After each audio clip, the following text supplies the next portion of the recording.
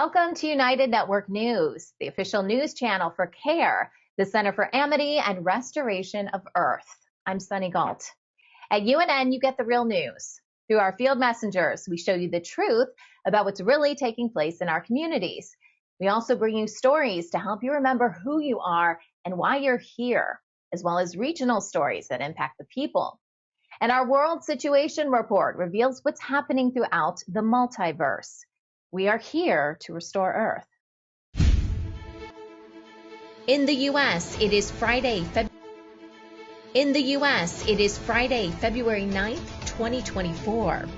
We're hitting the road and heading to central Montana for a few quick stops, including a mine where these beautiful sapphires originate.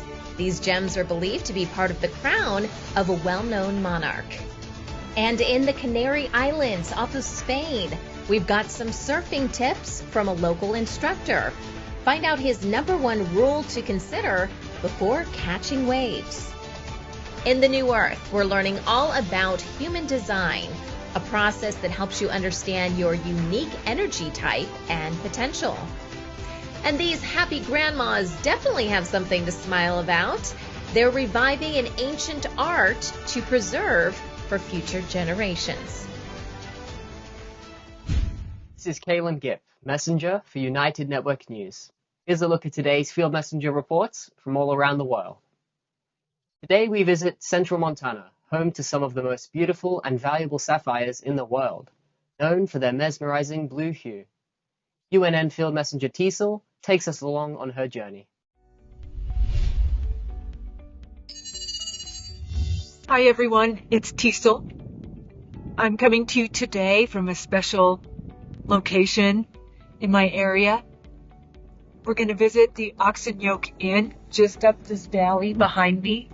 Then after that, stop at what is supposed to be Charlie M. Russell's home at one point. And then further up the road, we're going to visit the Yogo Sapphire mine that has a special story of its own.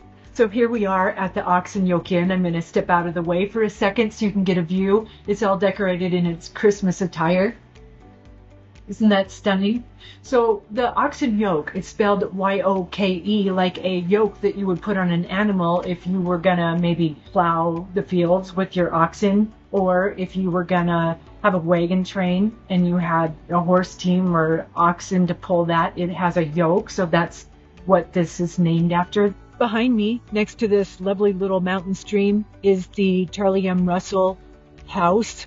You can see that it's a sod roof and log construction, but this is reportedly where Charlie Russell lived and did some of his famous Western landscape paintings. About a mile down the road from the Charlie Russell house is what's called Charlie Russell Point. I'm on the road just outside of the Yogo Sapphire mine. This is where the Yogo Sapphire originates, in these mountains right here. The special part about that is the Yogo Sapphire is reportedly to be the sapphires that were in the Lizard Queen's crown.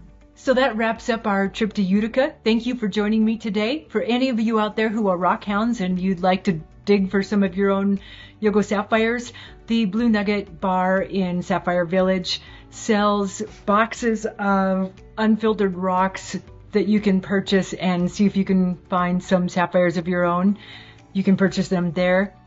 And tell them Teasel sent you. No, I'm just kidding. They have no idea who that is. See you next time. Port Aventura, located in the Canary Islands, is an ideal destination for aspiring surfers. Its popularity has increased, especially among younger people. UNN Field Messenger Emma interviews surf instructor Marcelo on the key aspects of learning to surf.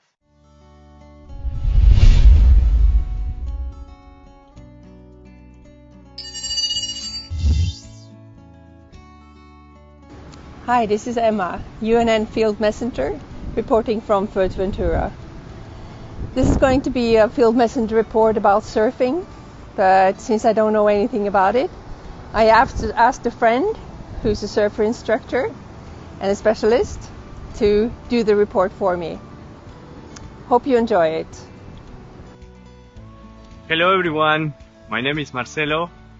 I am 34 years old right now. and we are in the beautiful island of Fuerteventura. I can share with you a little bit of the views. Behind me is the Lobos Island. Originally, I come from Argentina, another beautiful country, another beautiful land. The presence that you need, the focus, that it's totally a full requirement of your mind. You cannot be in anywhere else. You need to be always 100% in the water. There is nothing else to focus on. The best rule that you can have individually, as you are going to be by yourself on the board, is just be aware. This is the best rule that you can have for yourself. If someone is catching a wave, you should not go. That's the very first and obvious. It's one way for one person, and this is something that you have to have in your mind always. You cannot steal waves from another one. Of course, there are several situations. You can be with friends. You can be also in another spot where it's for beginners, and maybe people is taking waves altogether with some kind of safety. And always try to keep a good vibe in the water. Then you will always receive good, and you will make friends. Those friends, they will encourage you to catch waves. This is all I can say for now. Thank you. Thank you for watching.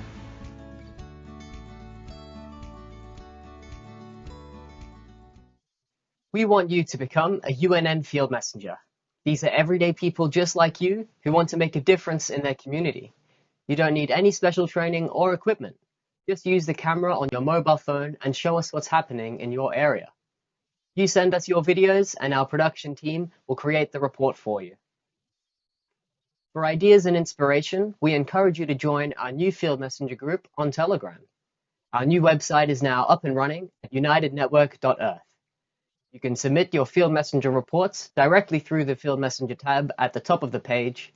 You can also email your reports to our new email address at fieldmessenger@unitednetwork.earth. Hello, I'm Susan from Sweden. Mwanda Michael from Eastern Uganda, Africa. Hi, I'm Tim from Vancouver, Canada. I'm Titeshwar Fagao from Manipur State, India. I'm Agumba Obasi from Southeast Nigeria. Arnaito Chakrini from Western Uganda, Mbarara. At United Network News, you are the news. My name's Christina, Field Messenger, report first one in the hurricane down here in Southern California from Mexico. Real people reporting real stories from all around the world. At UNN, our field messengers are changing the face of news. This is Jason from United Network News. We're going to be doing some aircrete building with new technologies that allow us to live in comfort and also off the grid. Take the next step in changing the way the world gets their news. Become a UNN field messenger today. I am Michelle from South Africa, and we are the United Network News. I am United Network News. I am United Network News. If it is going to be, then it's up to me. If it's going to be, it's up to me. Si va a ser así, depende de mí. It's up to me. It's up to me. It's up to me. It's up to all of us. We're UNN.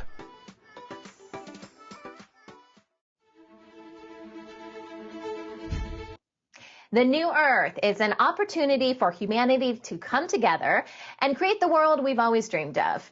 But what if you're a bit unclear on what your new role will be?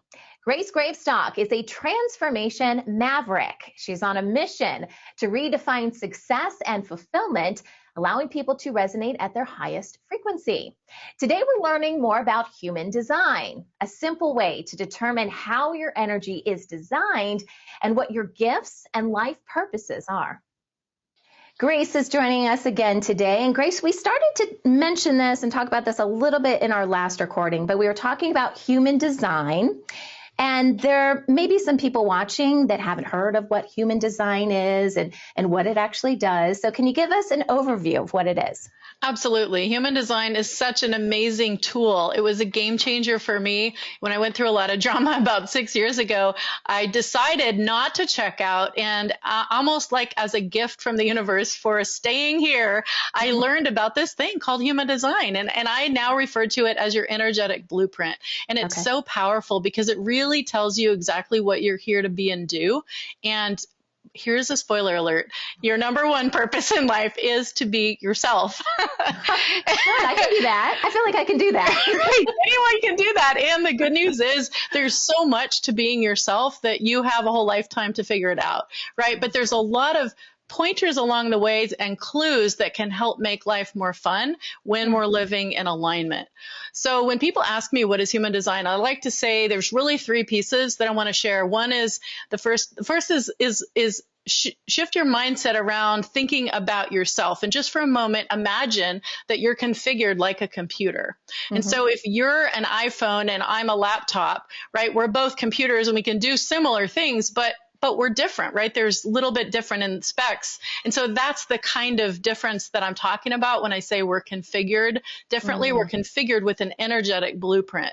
So if we think about it that way, that we have such a thing as a configuration, that helps.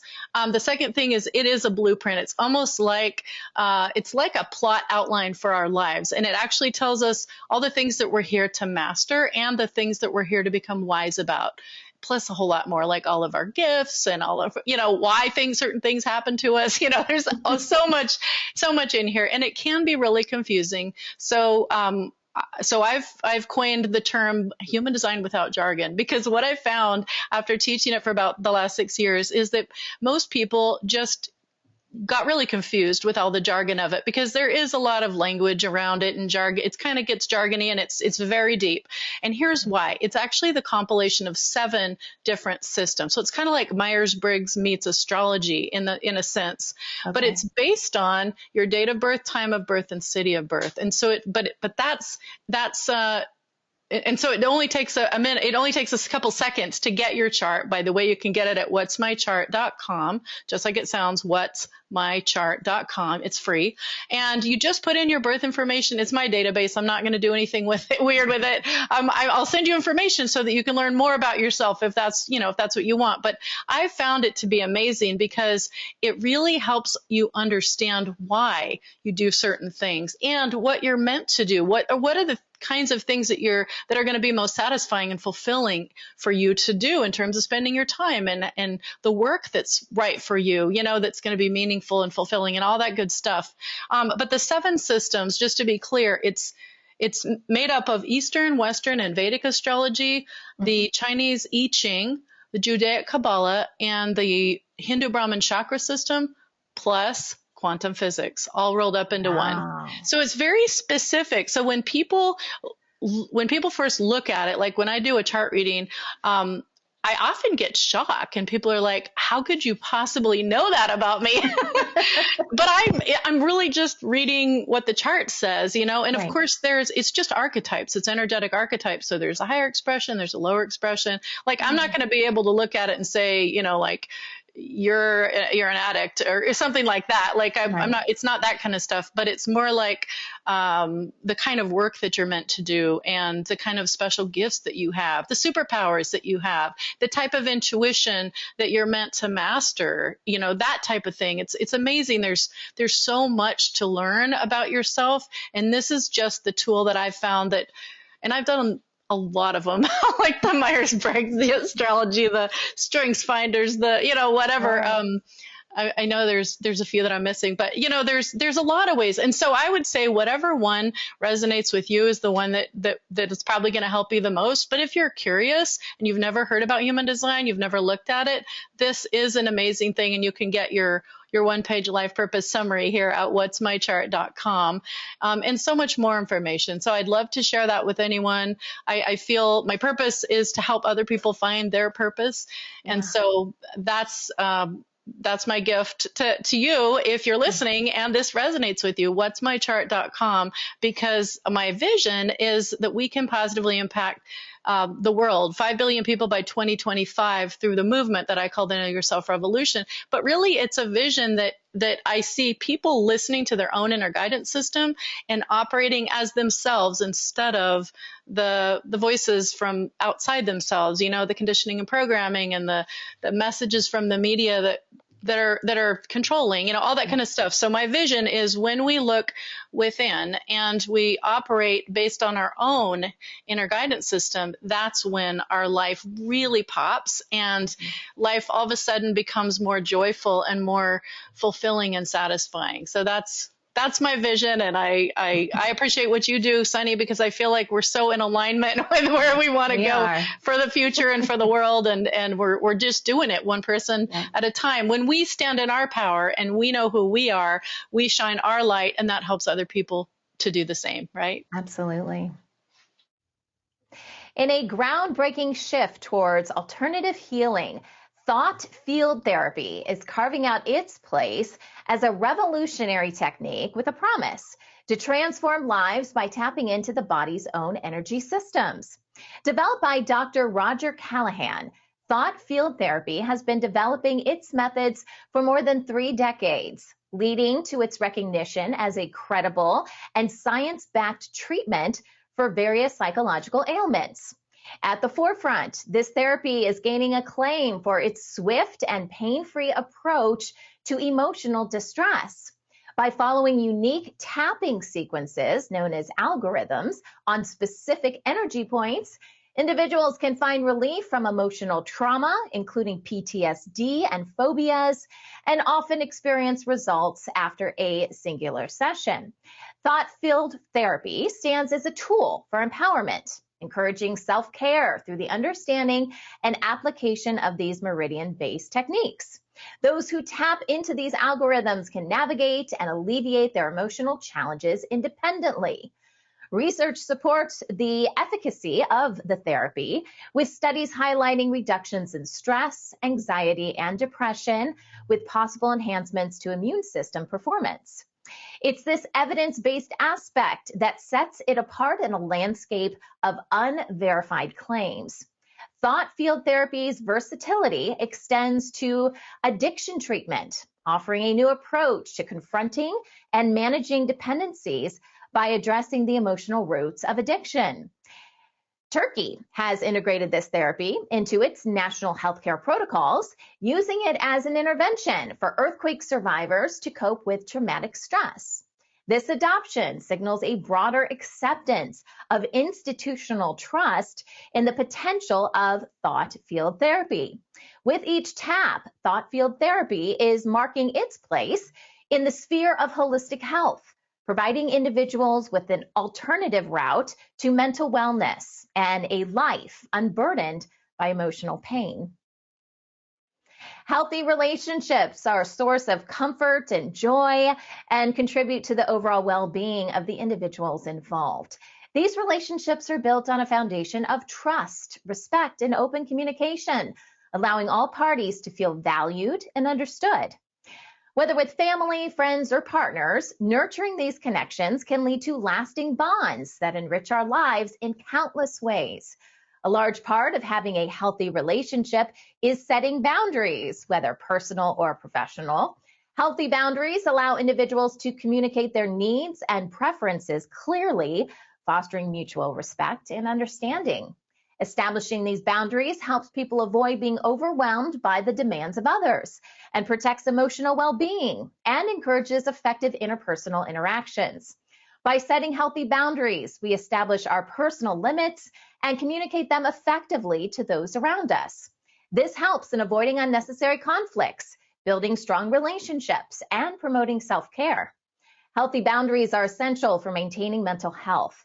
They help us to prioritize our well-being and prevent us from being taken advantage of or manipulated by others. Additionally, healthy boundaries can also improve our self-esteem and confidence.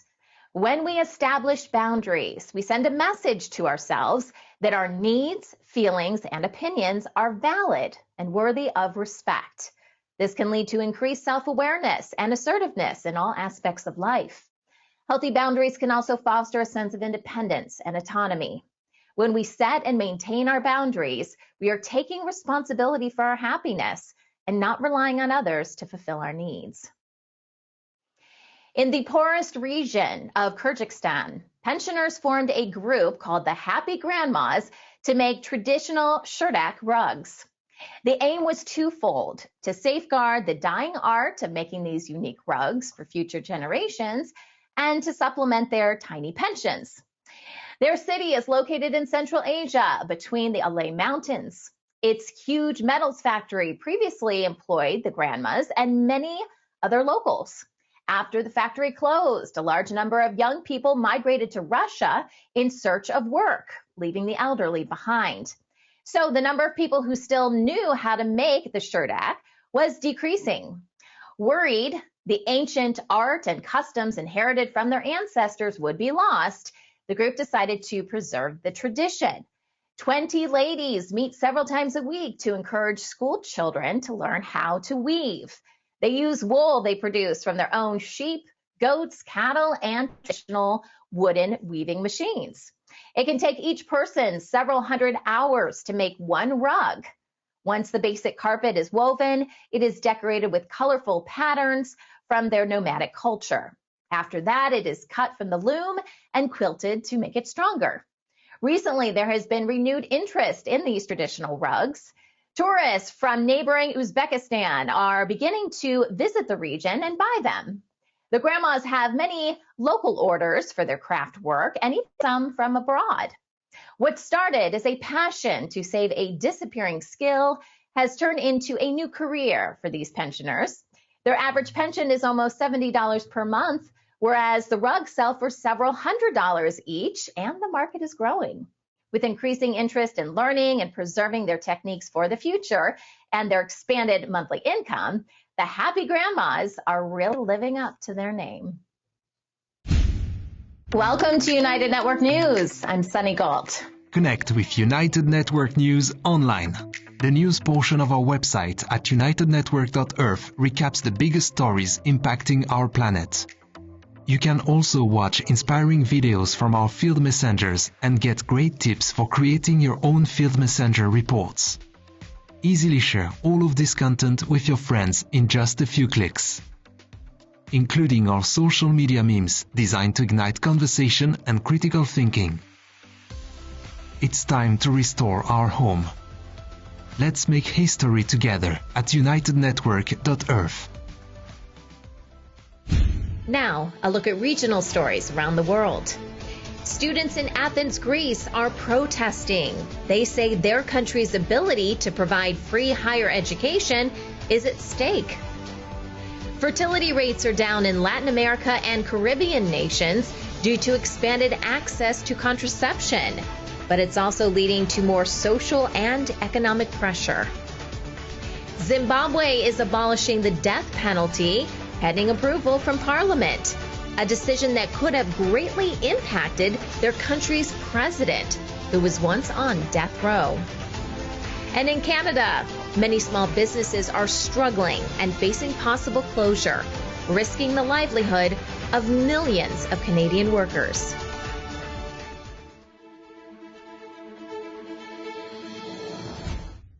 Thousands of protesters, mainly students, have taken to the streets of Athens to express their disapproval of the Greek government's proposal to allow private universities to operate.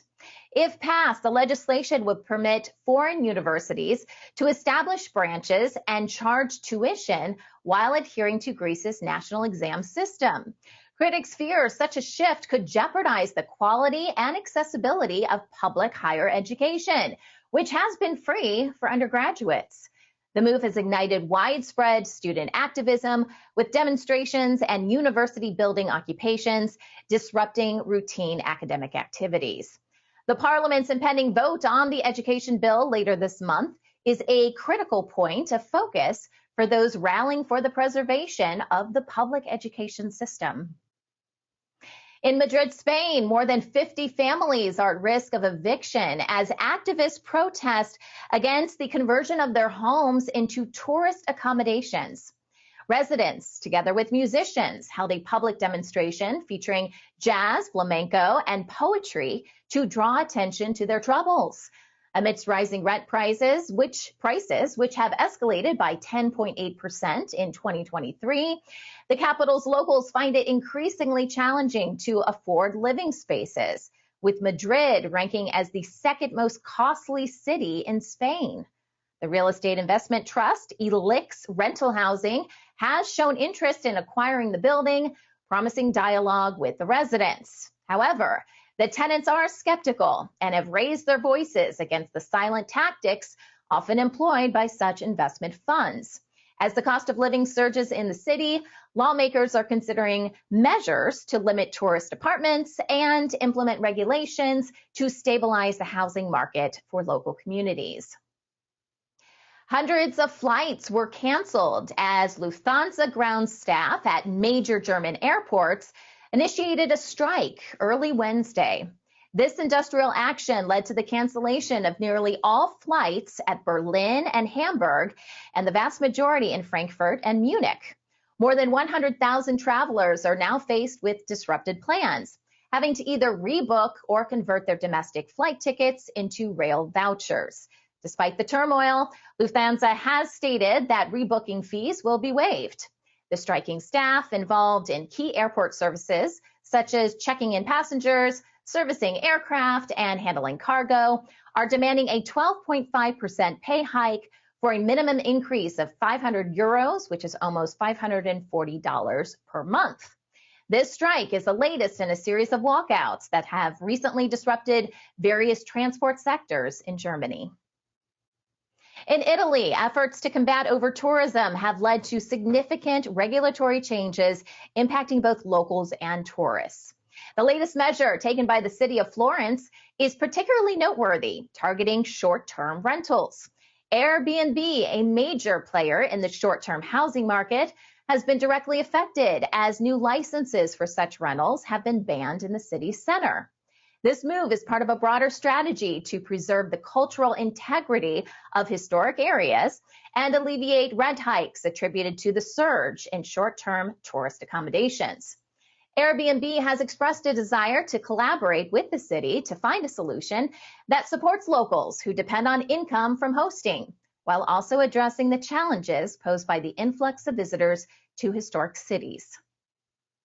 Across Europe, small and medium-sized businesses are confronting significant labor and skills shortages, with 63% stating it restricts their operations. The EU is addressing this by enhancing professional development and working conditions and promoting initiatives like the European Skills Agenda and Pact for Skills. Slovenia's digital transformation is a stark example, where 30,000 individuals have participated in free courses to acquire in-demand skills. Efforts are being made to increase the limited 17% female representation in the ICT sector through targeted projects. In the heavy industry, 22% of European employers report difficulties in recruitment, even as roles like engineering and machine operation become less physically demanding due to automation. Portugal's metalworking sectors are also feeling the pinch, with an urgent need for skilled professionals despite its economic significance. Upskilling is identified as a pathway not only for career development, but also for personal growth.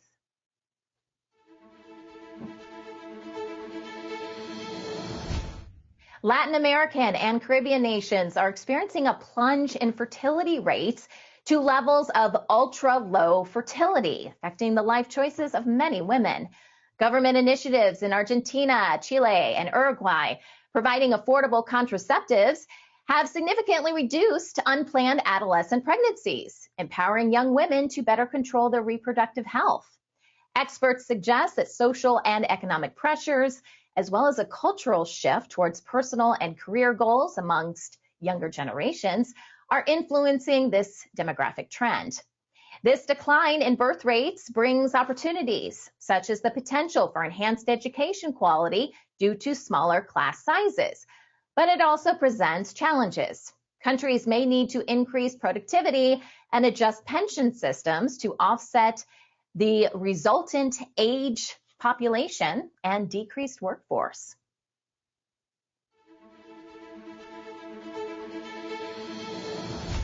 Zimbabwe is changing its penal system by moving to abolish the death penalty, a legacy of its colonial past.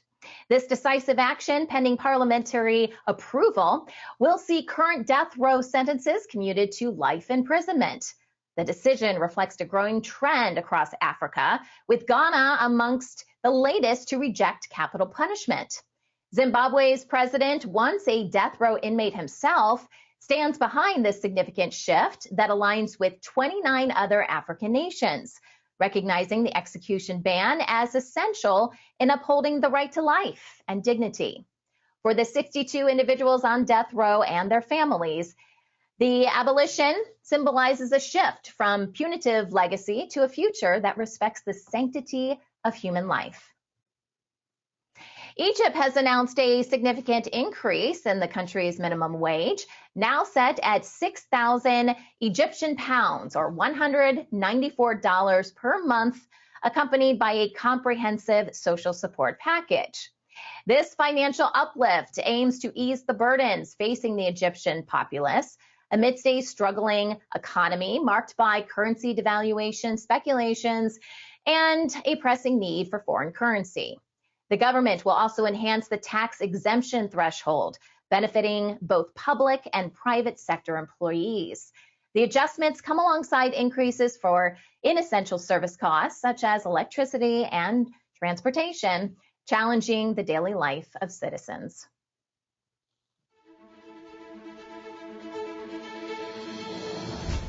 A significant construction project on Great Nicobar Island, India, faces strong opposition due to concerns over the potential displacement and endangerment of indigenous communities. Critics argue that the plans for the construction of a large port, airport, and other facilities could lead to the relocation of the Shompen and the Nicobarese people, threatening their way of life and survival. The Shompen, particularly vulnerable due to their isolation, could be exposed to diseases. Environmentalists warn of the ecological impact to the island's unique biodiversity. Indian officials maintain that every aspect of the development is carefully considered to preserve the integrity of the environment and the local tribes.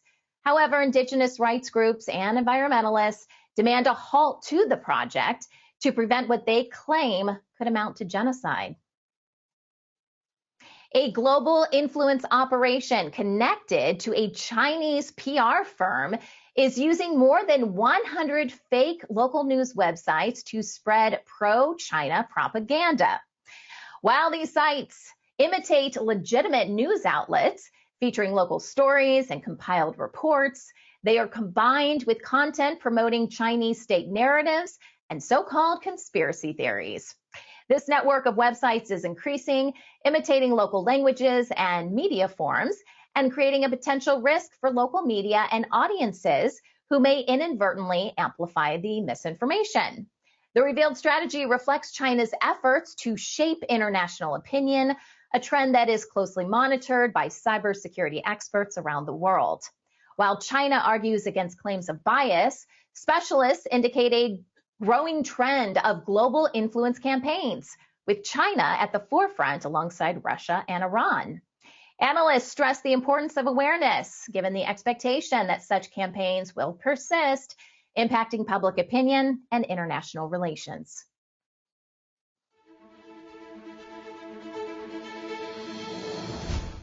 In Canada, thousands of small businesses face potential closure following the conclusion of pandemic support and the soaring interest rates. It's the highest in 20 years. The end of government assistance and increased borrowing costs signal a challenging period ahead for these enterprises, which employ nearly 2/3 of Canada's private sector workforce. The Canadian government had provided interest-free loans during the pandemic, but as businesses struggle to repay, the danger of rising bankruptcies looms, threatening economic growth. The Canadian Federation of Independent Businesses indicates many have missed the repayment deadline and now face a burdensome 5% annual interest. Economists predict a decline in consumer spending and anticipate an uptick in insolvencies in the coming months. This financial stress not only affects business owners, but also risks the livelihood of millions of Canadian workers. In Canada's media landscape, Bell Media has announced the sale of half its radio assets, composed of 45 stations, and the elimination of 4,800 jobs. The drastic measures, pending regulatory approval, come as a response to the company's struggle with diminishing profits in the traditional broadcast sector. Bell Chief Legal Officer has declared that the business is not viable and is being impacted by a combination of aggressive competition from major technology corporations, also a decline in advertising revenue, and outdated regulatory frameworks. The telecommunications giant also faces a confrontation with the federal government over network infrastructure regulations. Bell Media plans to increase its quarterly dividend to shareholders, intensifying the pressure to improve financial performance. As Bell Media transitions towards a digital-first approach, the company is reducing its focus on regulated industries, but the future profitability of this strategy remains uncertain. The state of Hawaii has reached a $328 million settlement in a class action lawsuit accusing the Department of Hawaiian Homelands of mismanaging its public lands trust. The plaintiffs, which include more than 2,500 Native Hawaiians on a wait list for homesteading, claim they were denied the opportunity due to the land being leased improperly to non-Hawaiians. This has particularly affected many of the older applicants, some of whom have endured poor living conditions, including homelessness, let's try that again, or overcrowded housing with basic amenities.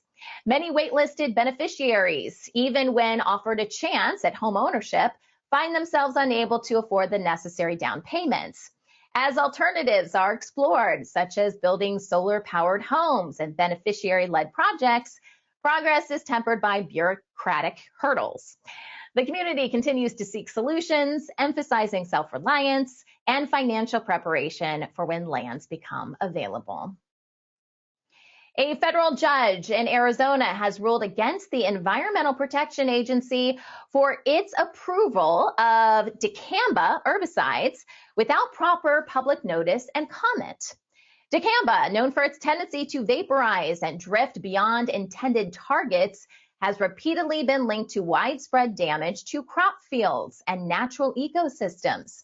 This ruling is especially significant for specialty farmers and conservation groups who have consistently voiced their concerns about dicamba's impact on their livelihoods and their environment. The court's decision impacts the future use of dicamba products from Bayer, BASF, and Syngenta. This setback comes amidst other legal issues faced by these companies, particularly Bayer, which is also dealing with massive litigation over its glyphosate-based herbicides that plaintiffs allege cause cancer. After enduring more than 2 weeks without water due to freezing temperatures, residents of Helena, Arkansas, are experiencing relief as services resume. The town, which had to previously rely on bottled water and communal showers, faced an infrastructure failure when one of its water wells collapsed under the strain of leaks during winter conditions. This issue has affected 1,400 residents and marks the second significant water shortage within a year. Officials acknowledge the issues within the aging system and the emergency repairs have been enacted. Comprehensive solutions involving new wells and revamped infrastructure are necessary for lasting resolution. A plan is underway to gather City Council support and explore more options for long-term sustainability. Warner Music Group has announced the termination of 600 jobs, which is about 10% of its workforce.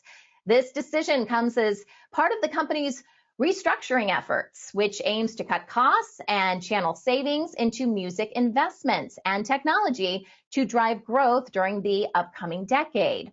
The layoffs, predominantly in areas like internal ad sales and support roles, are projected to save around $200 million by fiscal year 2025. Severance costs related to the layoffs will reach $85 million by the end of 2026.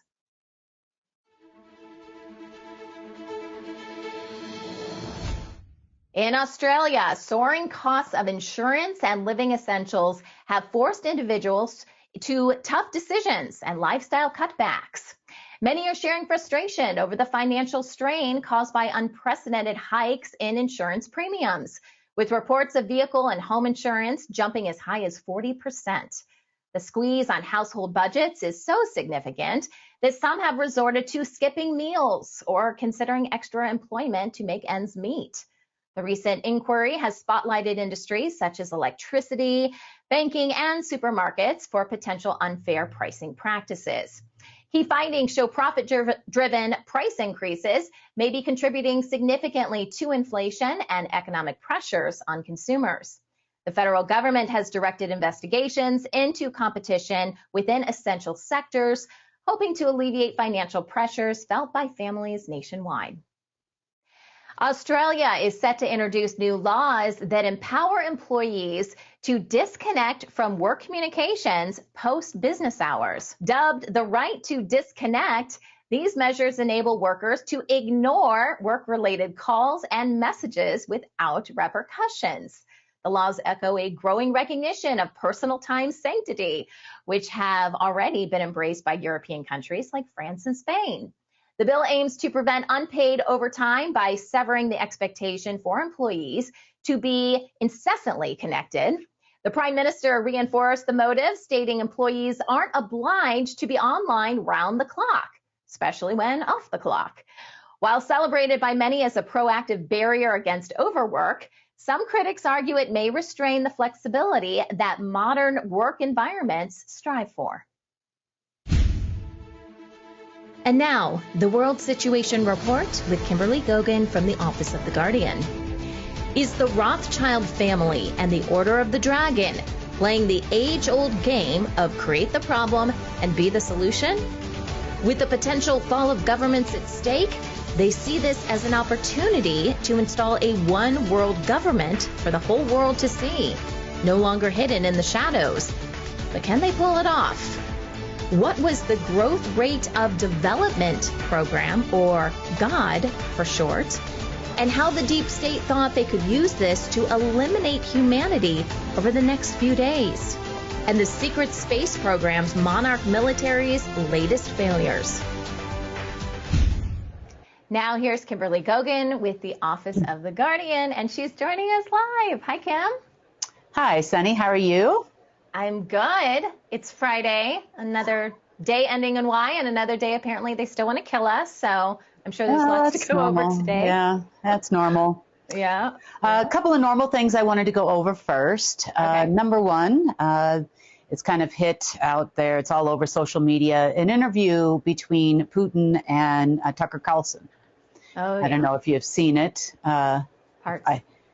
I haven't watched the entire thing, but it's very timely with what I'm about to tell you, because last night, whatever that is, let's call it the Putin character, has been very, very busy, along with several other people, trying to open some sort of a gateway. That's the Order of the Dragon, as well as the SSP, as well as the Black nobility families. And there's, I guess today would be a full moon. No, sorry, not full moon. New moon today. New moon today. So prime opportunity to do something very strange. But there's a lot more that's come to light because of that last night and all of those events. I'm like, why all of a sudden, every alarm bell starts ringing when something like that happens. It's not like they're going to be successful or anything like that. It's just all my alarms start going off when everybody starts to open a gateway or tries to do something all at the same time. It wasn't just Putin. It was a number of different people in a number of different groups. But he did come up. So I found it very timely that this interview comes out. What was it, yesterday? I think it finally was put out there. And it's kind of painting him as likable. Yeah. A lot more likable than he was before, because he is just one of many people that had a big promise made to them based on what Rothschild's plan is. It's not just Rothschild, it's the entire Order of the Dragon, to be fair. But they have an intention of using, we started earlier this week, telling you about what one of their plans was. Mm-hmm. And they have continued on with that same technique that they use of promising things to many different people and not fulfilling any of those promises. Yeah. But it's caused a lot of problems and a lot of issues. You've probably seen there was an ad out, or not an ad, but a blog about that the GIA and CARE is going to be the new organization a few days ago. The next tagline on that, they added another line to that saying, and BRICS. So if you must join GIA, CARE, and BRICS. So, you mean they added it to something that was already published? Like they went back and just added a line? And they have republished it on a number of different Telegram channels and all of that. I'm like, well, so why and BRICS? Yeah. Well, here's where the lie comes out now. So Rothschild believed that there was going to be an event that would take place in the next 24 hours. We'll talk about that after this. But as part of their plan, they intended to do the following things this weekend. Number one, crash 41 major banks and launch a one world order bank. So if they had their way, they would consolidate all of those currencies and all your accounts into a one singular one world bank. We wouldn't have any more central banks. We wouldn't have any more, you know, tier 1 banks, tier 2 banks, tier 3 banks, 4, and so on. We would have one bank for the entire planet Earth. Sounds lofty, doesn't it? Sounds very controlling, which is their MO, so not surprised. Right. So the intention was to take all of the money out of all of these banks, even though they don't have the capacity to do this anymore. But they thought they might by this weekend due to some alignment, but we'll talk about that. And they were going to put all your money and everybody else's money into this one world bank and force you to bank there. So one bank for the entire world. That was the plan. This is that QFS that everybody must join. Everybody's heard about it on the internet. You must join the QFS. Join it now. Put in your Ripple coin and your Bitcoin and your other coins and whatever coins it is and put it all in the QFS. But no one seems to know where this QFS system actually is. But apparently this was going to have that face. Next, we have talked repeatedly about the fact that by this time of year, we talked about it several months ago and been continuously talking about it, about the potential crash of world governments. And if governments around the world crashed, this is also part of their plan. So they've been very busy telling governments all over the world to just wait, and then telling political leaders and actors, political actors, I should say, that they are going to be part of the new one world government, to which there are supposed to be 13 seats. And unfortunately for these people, there are about 200 countries in the world-ish, 209, and pretty much they're making their own version of musical chairs because everyone, including Putin, has been promised that top chair. Yeah. Now, these would be the political actors in front of the Order of the Dragon, also known as the Khazarian Mafia. So they planned on doing this to gain financial and political control of the world. The other thing that they have realized is that their downline is too heavy. What does that mean? This was part of the reason for the release of the operatives, because they figured they had this. Right.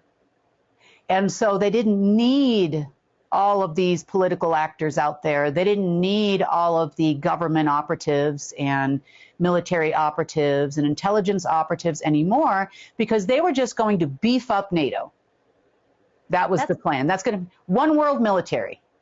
It is kind of like they're putting all their eggs in one basket, which maybe there's only one basket left, right? Let's hope there's only one basket left. But that's a pretty bold move. They must have been really confident in this one world government.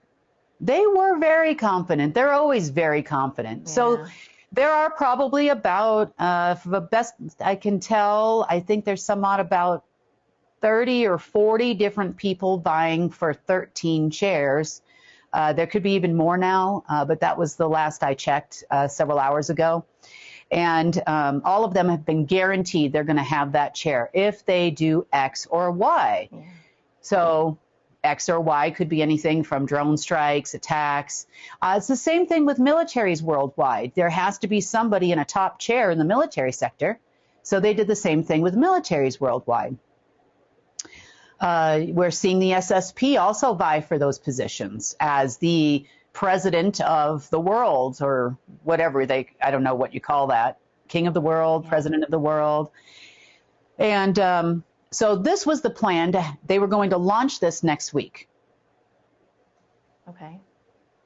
So were they going to achieve this without having any kind of global, worldwide financial access, global, worldwide political control structure access, global, worldwide military control access, media control access, and intelligence control access? How are they going to structure this? Now, see, they're not that bright on their own, so they listened to our report, and they figured if they could get control of all those sectors, then it's a win-win. So I will tell you how they thought that they were going to do this. There is an old program that hasn't been running since February of 2017, to be exact, and the name of the program is called the Growth Rate of Development. So, growth rate of development.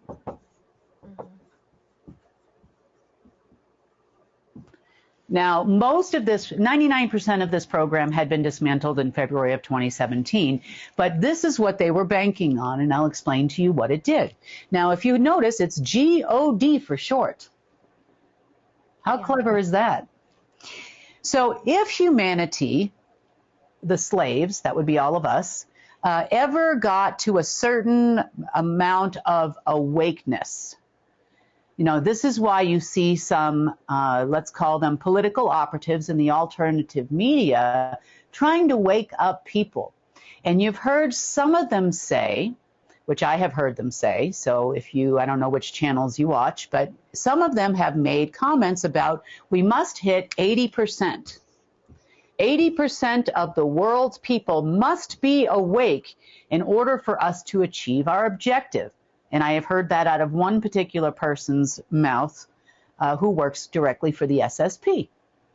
He's an SSP operative, DARPA. You've heard me talk about that before. So why? Does that person know it? I don't know. But the reason why is because if 80% of humanity woke up and we started no longer being slaves, this program was supposed to kick in and wipe us all out. How, Kim? How would it wipe us all out? There were mechanisms underneath the Armageddon AI program that were supposed to create earthquakes, floods, polar shifts, pole shifts, those types of things, not polar, pole shifts. And in addition to that, it would wipe out then us as collateral and open us up for a recollateralization of all the new humans coming in. So this was a second program that they thought was going to happen. So growth rate of development, 80% of humanity has to be awake, and then the Omega system would also come flooding in with money as well, regular human cash or energy, so that they would first be given an opportunity to get us all back into line. They would have to drop us back below a certain percentage. That's how the program used to work. Now, that program doesn't exist, but they were unaware that it did not exist until yesterday. Which is kind of interesting, because if they're trying to wake people up, they're actually helping us right now, because this program doesn't exist. Well, that's right. You don't know what you don't know, and a little bit of information, because they would have never been made privy to programs like this. Not anybody at DARPA, not anybody, you know, they might have gotten some old texts, some old papers that said something would happen, but they don't really know what that something actually is. Now, there was a second program they were hoping that would also kick in, which had to do with the collateral, meaning human beings, being all used up. So once all that collateral, 100% collateralization was achieved, then Omega would have said, you've hit your debt limit. And then it would have flipped back over and then created a new collateral pool or a rehypothecation of the assets known as humans.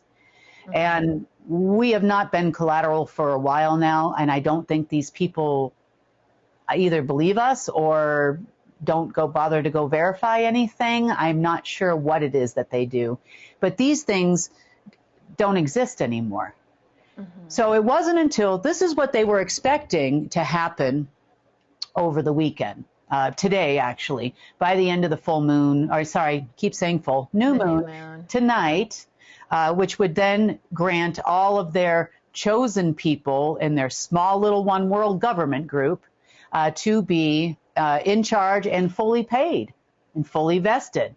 And they would have some kind of a computer system access to Omega, which is what they thought when this flip occurred, that they would have that access back so that they could then go ahead and install their one world financial system, one world bank, one world media system, one world, you know, and so on and so forth. But this time in the face front for all of you to see. Yeah, they're not even hiding it. They wouldn't be hiding it anymore. They're not even hiding it anymore. So that was the plan. Now, of course, this would have come after there was a major, how do I use this word? Since they have, we're on the wrong channel for this one. Okay, so if you can see that, that would be first, and then we would also have World War III. And then, you know, people would just be begging for anything. You know, all the governments would have gone down. We would have had London down, Olympus down, and all the other down movies. Everybody be going down. And then, you know, they would come in and save the day. Right. So it's kind of like Stockholm Syndrome. We seem to like that as a people in general. So this was the program that they are running right now. Now, if that happened, that would mean they don't need their downline. They don't need to support 209 governments. They only need 13 people. They've decided they don't need to support any more militaries around the world, even though they're being promised money. And everybody's promised they'll be in charge, which is what they do. Yeah. Now, today, about 24 hours ago, we received a call saying that the Pentagon would like to come in and meet. And that was pushed off until at least Saturday before we would be able to have a call. Why? Because they want you to sit and wait. And then when you're done waiting, they're going to make you wait again to your own demise until they can pull off this plan. Now, here's what is going to happen today in reality land. In reality land, none of these programs kicked off. They have no access to complete this task. There is zero chance of them giving you any money in the next 24 hours, 48 hours, 6 months, 8 months, 9 months, 100 months. It doesn't matter. There is zero chance of them funding anyone, anywhere, probably ever, until their new one world government in the face front on the TV is installed. They will make you promises. You guys are going to be sitting on each other's laps if you're watching this and you're the deep state, because there ain't enough chairs here to fill all the promises, you know? So I hope you kind of like that sort of thing. But there's no, look, we have as I explained, we have financial operatives, media operatives. You're all going to be out of a job.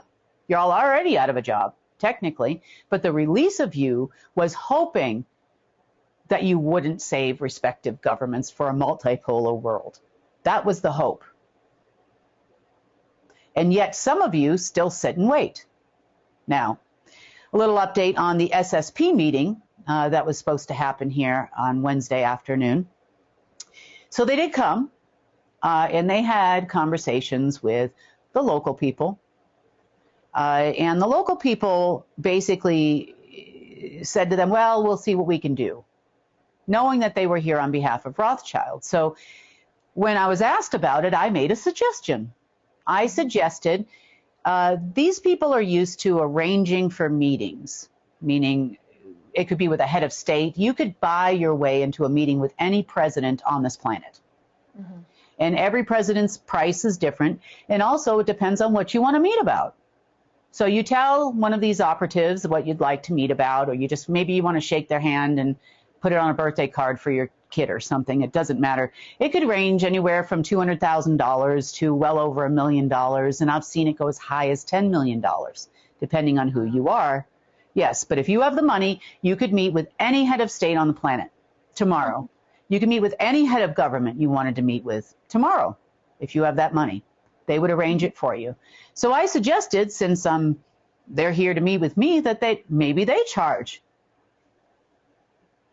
Meaning the locals, Kim, or who's they? Okay. The locals would charge the Monarch Secret Space Program folks to meet with me. I mean, that would be normal. You need, they might want to arrange for security, arrange for a venue, arrange for this, arrange for that, whatever, but they should be paid for doing all of this. Maybe there's a guy that just stands there, at the door. Maybe there's a door opener guy, and he could get paid $25,000 an hour or something that's a big job. That's a big door. Yes, it is.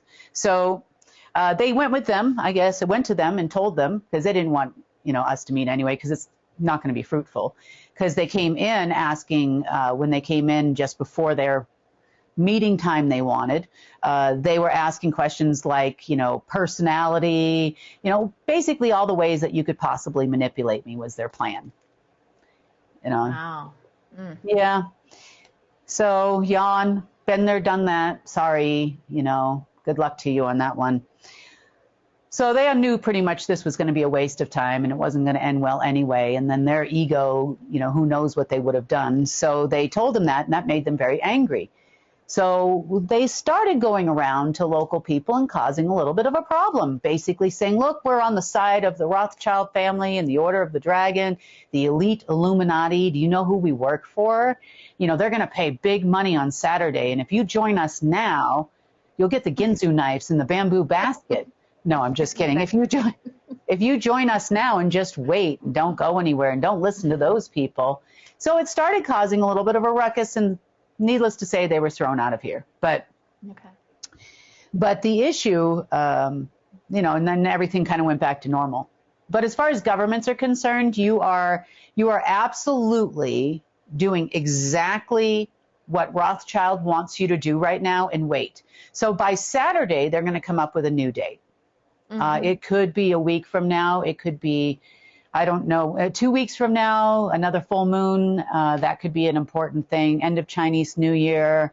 I don't know, National Hot Dog Day. I'm not sure what day that falls on.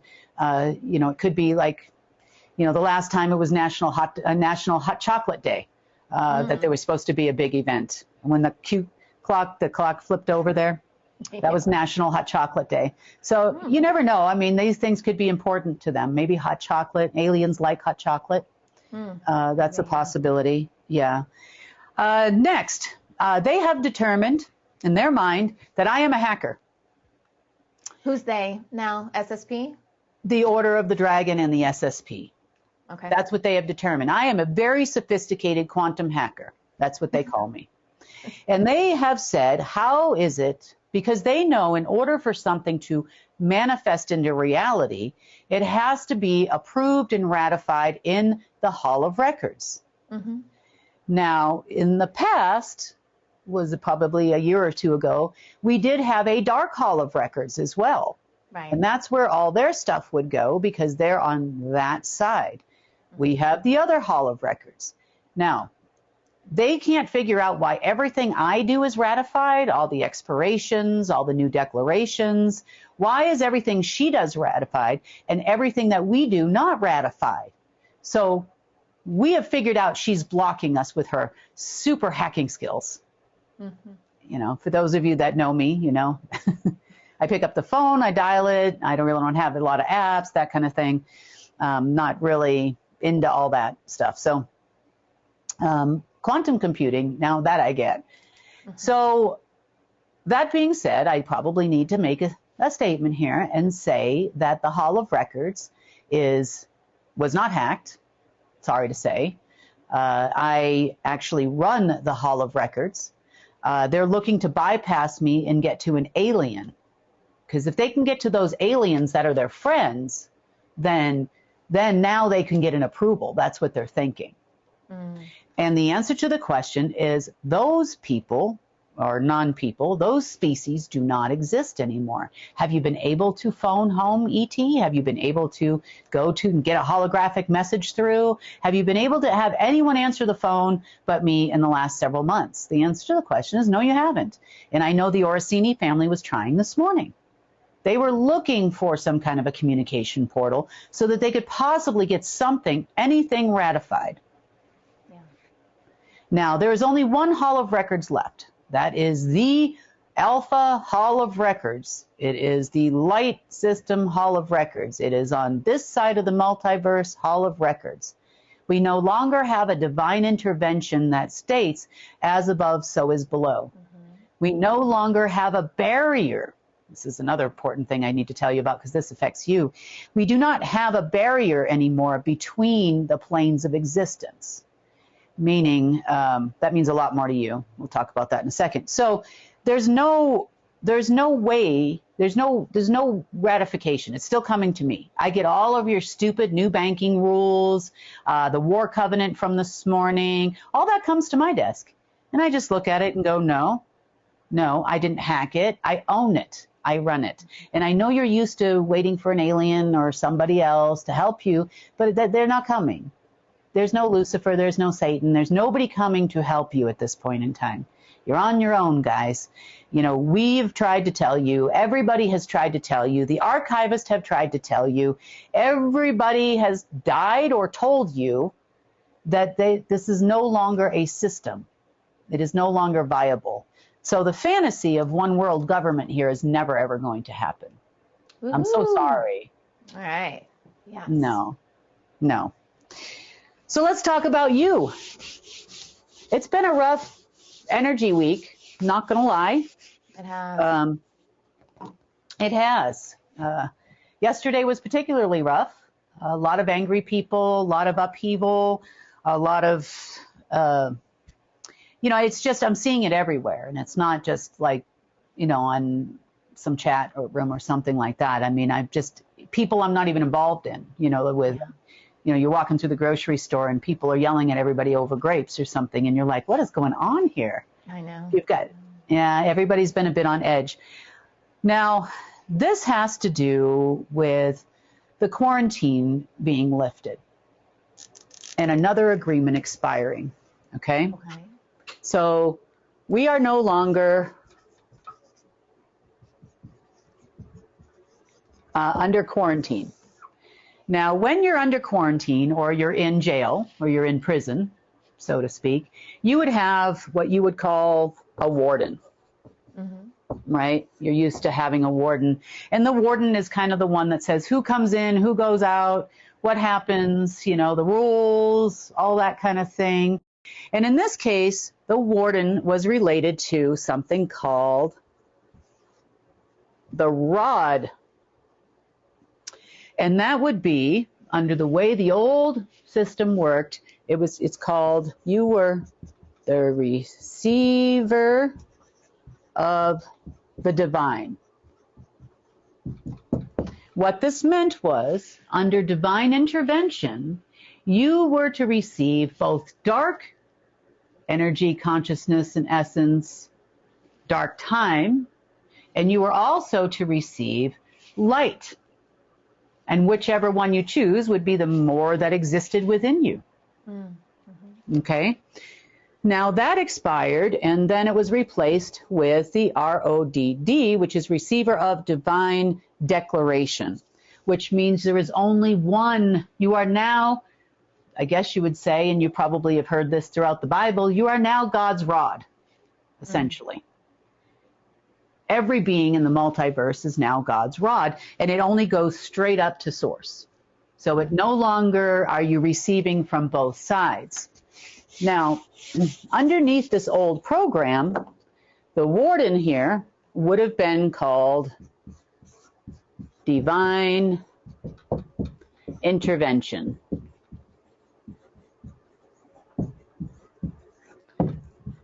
And what the warden's job was to make sure that everybody was adhering, both sides was adhering to the laws under the Dark Age, as an example, or, you know, not too much energy was going out, nobody, you know, nothing was coming in. If we were under quarantine, he was enforcing that quarantine, nobody in, nobody out kind of thing. And that was the warden's job. So the warden wasn't actually a being unto itself.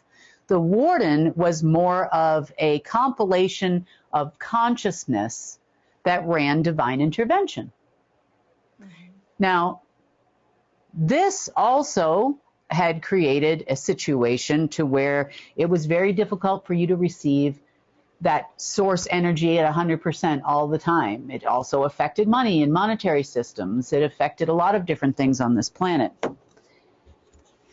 So it's part of the reason why we got stuck in plane 1, density 1 forever, just banging our head up against the wall right there, because that's where the warden lives. So, hey, Kim, how long were we in quarantine, or when did that happen, or were we always in quarantine? Can you explain that a bit? We have been in quarantine in different ways for a long time, meaning in some cases, you could say that we were in quarantine from receiving source, receiving light, and receiving other beings from throughout the light side of the multiverse here. And it was only for the dark side to come up and down through those, through the gateways in Earth. So that was part of it. Another part of it is when human looting and enslaving came to be here on Earth. I think it was probably about 1.5 million years ago or something like that. That was a different type of quarantine, so that a lot of that energy was being swiped from you. Mm-hmm. You could call it in a different way during the Dark Ages. As human beings, we also had another problem where we were receiving both sides. Mm-hmm. You know, and both were considered equal to one another in your person. They could affect your circadian rhythm, could affect a lot of things within you. And then you had the warden. So if you have, for example, I'm going to make this wide here. Here's a plane of existence. Let's call it this is existence. And let's call this the emotional plane, because this is what's being affected a lot right now. Okay. Then you would have a thick line here that would go in between. Sorry about the squeak, guys. Okay. And then you would have a plane of anti-existence.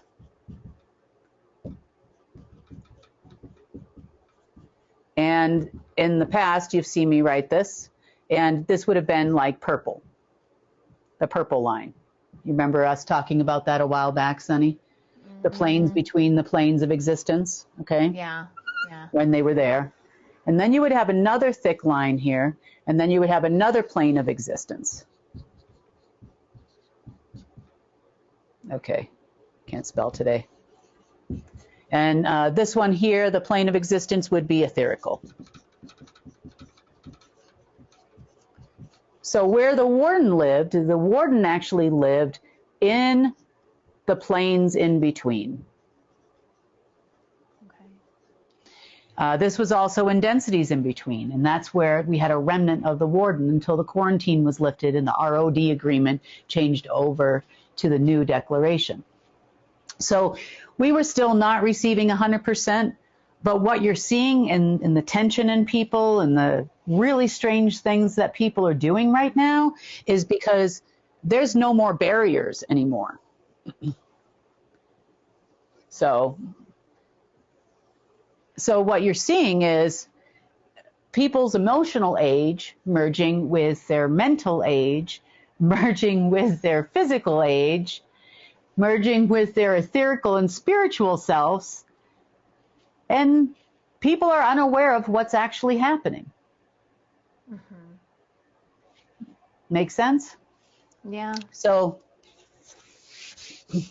So let me give you an example of why this is a problem right now. Okay. So you have your emotional.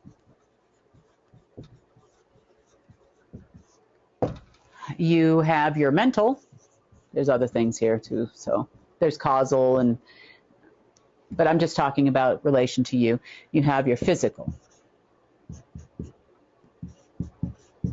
Okay. Now let's just say you had a huge trauma when you were a child, and you haven't resolved that trauma within yourself, and those wounds are there. Now, this could have happened even as a teenager or even as an adult. So until you resolve those issues within yourself, nobody can do it for you. Nobody from the outside, no amount of talking about it is going to fix it. You have to learn to fix it yourself. And we'll talk about that a little bit. You emotionally are probably stuck at that age. Let's just say it happened at age 12. Okay? Let's say something bad happened to you at age 12. Emotionally, you never leave 12. But as an adult, your logical brain will kick in, and it will say, that's not, that's not my perpetrator. This is not my aggressor from that age. So mentally you will stop yourself and you will convince yourself that that's not what's happening here. Then there's mental wounds, which is a whole nother thing. People think just because people are an adult, that means that they are mentally all there. And I don't mean that to be mean, because there are plenty of people that have maybe a mental age of, say, 25, and you hold those characteristics your whole life and you never get out of it. But what I mean is, there are also mental wounds that people sometimes just can't get past. So let me give you one example of that. Now, before the age of 25, most of your self-worth actually comes from without. You care when you're in high school and in your young adulthood, what you look like. You won't even go to the grocery store unless you're like all that. You might run into the cutest guy ever at 10:30 at night at the grocery store, or female, or whatever is your thing. So if someone bullies you, like even online or something like that, then you feel that emotional, you feel that a mental wound. It makes you sad. It makes you depressed because you're looking for acceptance from without. Another age that changes things is 40. There are other things that the human brain does during its evolution throughout your life. But 40 is another one of those ages. So by 40, you're starting to use a little bit of your life wisdom, hopefully. A little bit of your life wisdom. And you're also using a little bit more logic. So you might do things like have needless spending or something at 25 and then go, oops, now I can't pay my rent. We have those trips and falls and life lessons, I call them. There's no such thing as a mistake in this world. It's only a lesson. So we have life lessons that happen between 25 and 40. In between now and then, logic is going to start kicking in, and some wisdom from your past experiences. Now, sometimes that's not always the case. We still have people that are later on in life that have never moved past looking outward for self-acceptance. As an example, that still haven't figured out, if I spend my entire paycheck on Cheetos, number one, you're probably going to get really sick. And number two, you're probably, you're probably not going to be too healthy. But number three, you're not going to be able to pay your rent. You're not going to be able to put gas in your car. And you're going to be calling mommy or daddy even at the age of 40 or 50 or 60. And those people. Now, let's not say you don't. Yeah. Okay, so those people that you are going to reach out to, and you're going to say, oh, yep, that's Mary, that's, whoever is doing that. And then, of course, by the time you hit another 20 years goes by and you're probably in the age of 60 to 80, now you've got a lot of wisdom. And your life choices, pretty much catch up with you. At that point, you are either you're well, you're not well, you're physically fit, you're not physically fit, you have a lot of wisdom, and by now you're thinking, well, I should have done this differently, or I should have done that differently. Maybe I shouldn't have spent my whole paycheck on Cheetos. But this is what I mean by an emotional age. Okay. And until you're ready to grow, mental age, not emotion. Sorry about that. So if you're not ready to grow beyond looking for self-acceptance, and your self-worth is dictated outwardly and not inwardly, and you could run all the way through your life stuck at 25. So you could have an emotional wound that would stick you at an age emotionally until you remove that wound, fill it in with the love and light of Source, and let it go. You could have a mental age of 25. You're still looking for self-acceptance from outward. Maybe you're still stuck at 35 and you haven't figured out any wisdom or logic in a way to run your life that's going to be productive for you. I mean, this could happen. Also, your emotional state is now bleeding into your mental state. So you're seeing a lot of people that have harbored inner anger from an age or an event that happened in their life, and it's spouting into their mental decisions. They're making poor logical decisions at an adult age. And it could be for one of these reasons, who knows? You know, it could be there's just no filter here anymore. There's nothing here that's stopping you. Okay.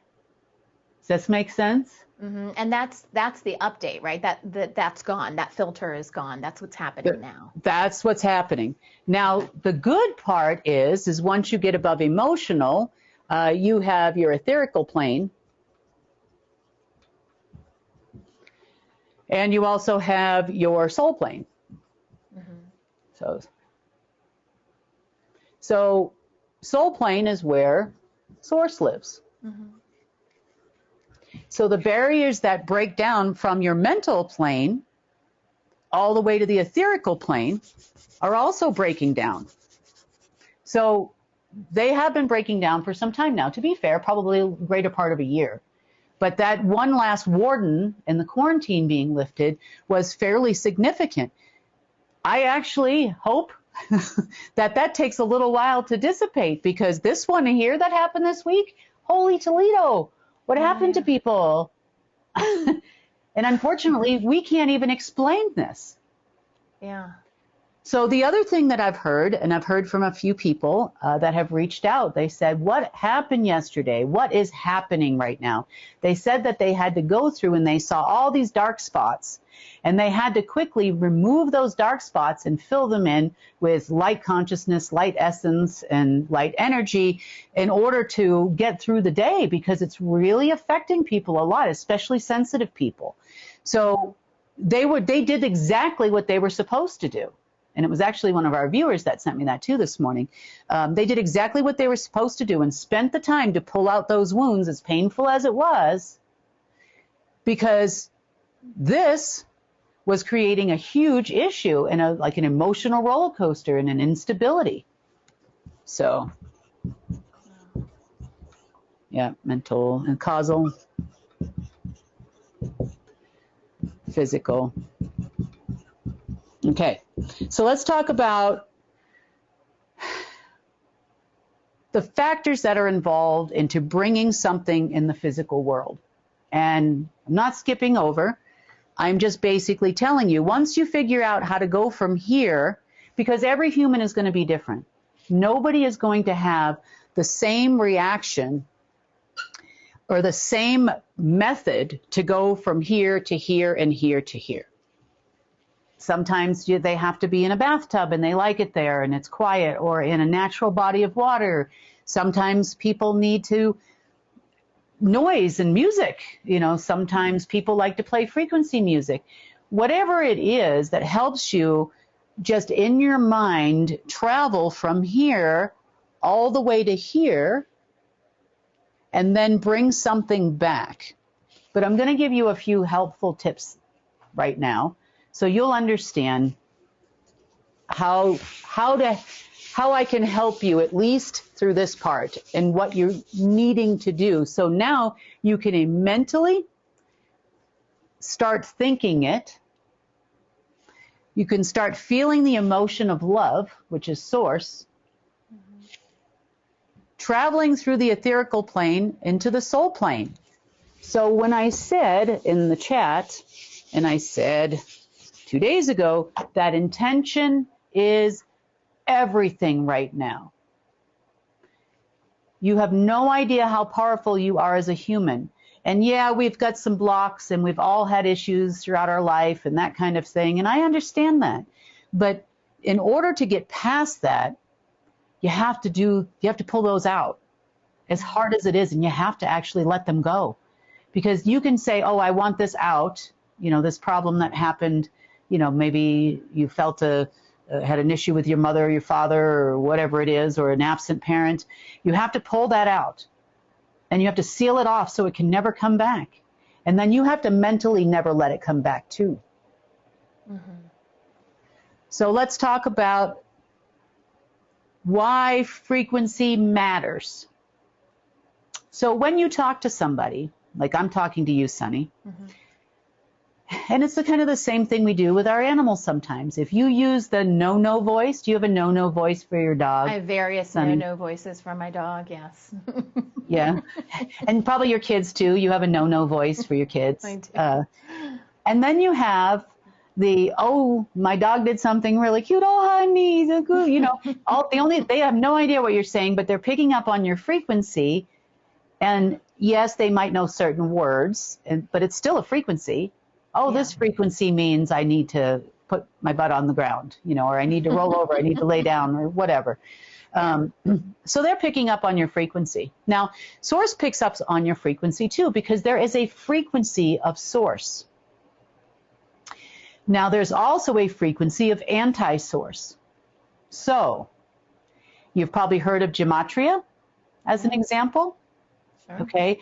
Gematria, in the way of numbers and all of that, well, each one of those things has a frequency, and it weaves the fabric of reality into that party's favor, and that's how we developed a spoken language many, many years ago, because your language has a frequency.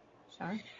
So you know, when you do the no voice in your house, there's a ripple effect that takes place, and it takes place throughout your husband, your kids. The no voice, everybody knows that. Everybody runs.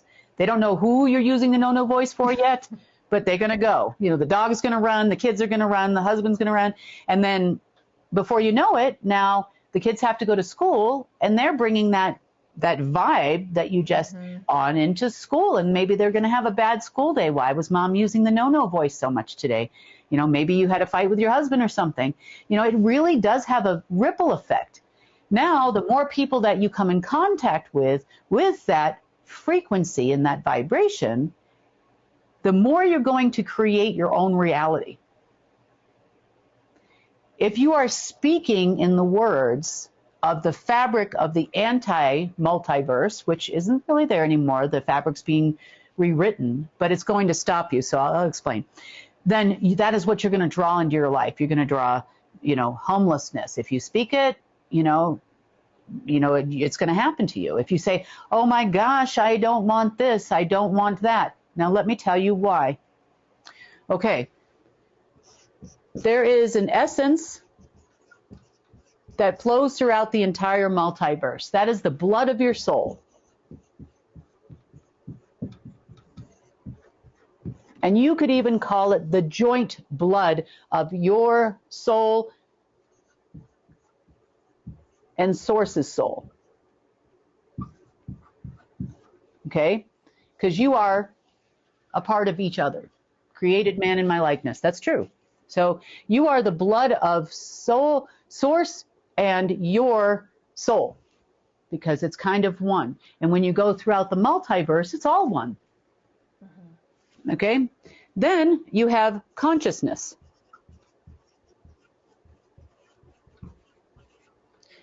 And this is, for lack of a better term, this is what is makes your mental plane function.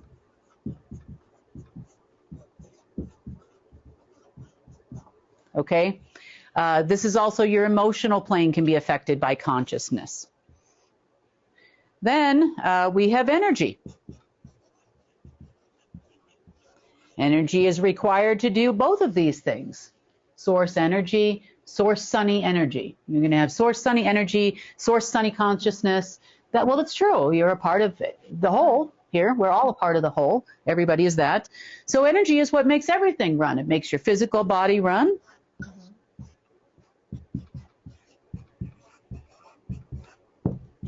Energy is what also is the source of creation. It's required. Now, let's talk about the light language, which is what is installed now. Okay. Light language is the dual frequency of you and source. In the past, you could have had a dual frequency with anti-source and yourself, if that's what you were giving out. Now, in order to get something into the physical, that's like your main goal when you're manifesting something. You want it into the physical plane so you can touch it, drive it, taste it, whatever it is you're looking for. Now, the entire multiverse, the light language, or the frequency, is what will shape essence, consciousness, and energy and bring it into the physical plane. Then you have matter. Okay. So when people were asking me, well, how does my bad attitude have anything to do with you paying me money right now? Well, you're actually working against me. Because if this frequency is not trying to shape direct energy, essence, consciousness into the physical plane here to make matter on this plane, and you're not speaking the right frequency, aka language of the fabric of reality to shape this essence, consciousness, and energy into matter, yeah, you're kind of hurting yourself. Even if I push it there, even if I could transfer billions of dollars to you, Sonny, there are people on this earth I couldn't push it through. Yeah. I couldn't push $1 through because they're so caught up in lack. They're everything in their frequency. Their brain has a frequency, so you don't even have to speak it. When you speak it, you share it. Your body energy starts to morph. Even your physical self at times starts to morph into exactly what you're manifesting. Do you see what I'm saying? You can actually, if you say every day, I'm too short, you might lose an inch. That is how matter is actually created. Wait, it can work the other way? Because I'm vertically challenged. I'd love to have a couple extra inches. You're the same height as me, Sonny. Now stop that. We'll do it together. We are magnanimous in our own right. Luckily, we're women and we can wear some heels if we want to, if we need to on occasion.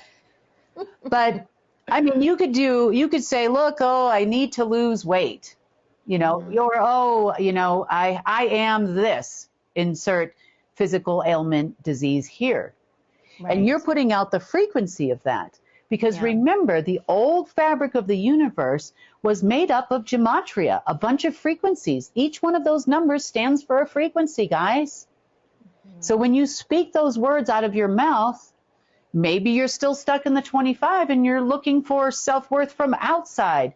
My spouse, my best friend, my whatever says that I look like this today or something, Are you still in? And then you start putting out the frequency of guilt and shame. That's not going to help any. It's not going to help anybody any. But yes, it is entirely possible to change your physical appearance all by yourself when you think about you mentally and spiritually. Remember what we're saying here. You are molding the essence of joint source sunny, or source, insert your name here, essence, source sunny consciousness, and source sunny energy, And then you put the frequency to it, which then molds them into matter in the physical world. Okay. You with me? Did I lose you yet, Sunny? No, I'm with you. My question is like, okay, so how quickly could something like that happen? Are we saying now we're going to see more things happen faster because of this? And as that governor, the warden, fades, right? And it has faded quite a bit. It's basically a light shade of gray at this point in time. It's not, but it's still kind of lingering there a little bit. But you can see the effects of like, holy Toledo, the last couple of days is either in yourself or in other people. You know, if it goes too fast, we're going to have Harry Carey around here, like, you know, on this planet. Yeah. So now I need to explain one quick thing, because otherwise the deep state's going to get all excited with themselves and the SSP's going to be like, we have new information on how to do this. Okay, so we're still in a multiverse where, I'm going to just take this off so I have a place. So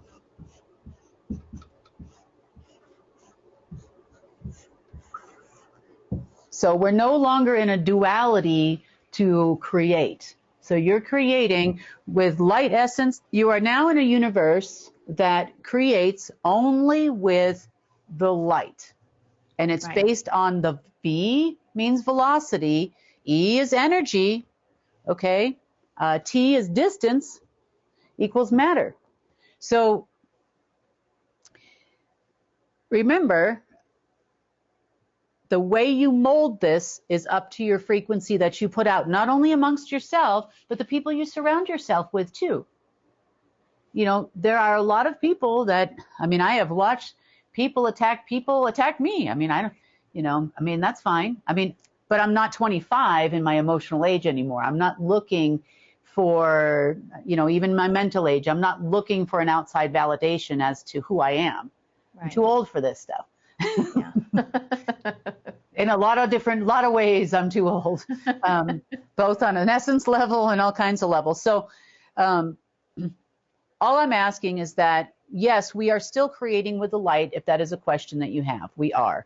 In the past, it was a mixture of light and dark, which was technically, unless you learned the art of gematria and the lower astral frequencies, to use both sides frequencies to create matter, which is what the covens used to do. That's how black magic used to work.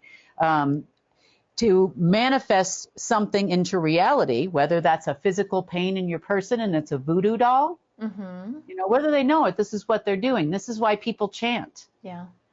Negatively and positively, because both have a different frequency.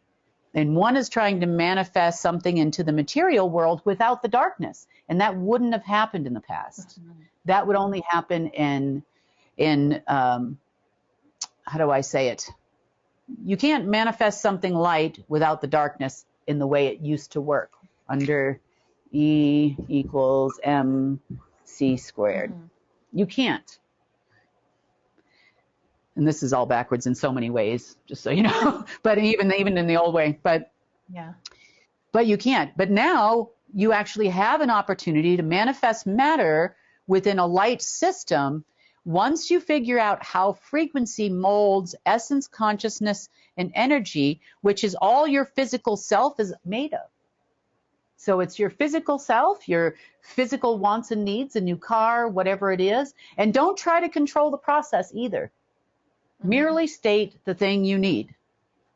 Then close your eyes. If that helps you, maybe some people it does, maybe somebody it doesn't. Go to your favorite spot, listen to your favorite music, your favorite frequency, whatever it is that works for you, because I can't tell you how to get there.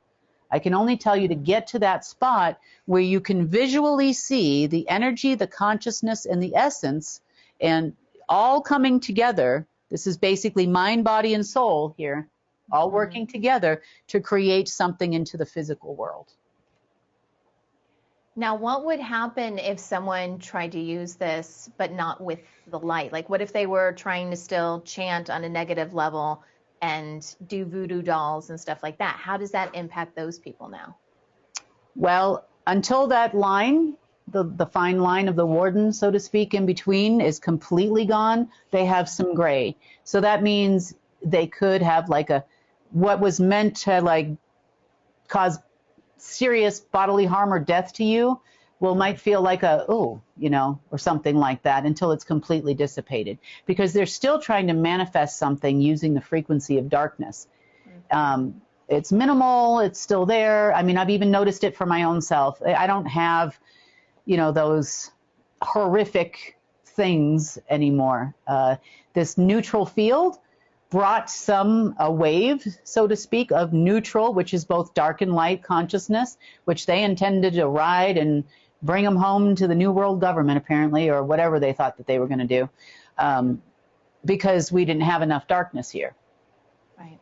So that's kind of what we're seeing happen now. But I just wanted to give you a general idea on what can you do to help yourself, help your family, and help others, but they also have to want it too. You're putting out that frequency of, I'm going to do this, I'm doing it, I'm doing the thing. It's going to happen. But remember what you're molding. Remember your soul essence, your consciousness, your energy. You have to mold it all in together. Your mind, body, and soul have to work together with the frequency that's emanating from your body at that time, which is hopefully a love frequency, because love is the beginning of all creation. Into matter.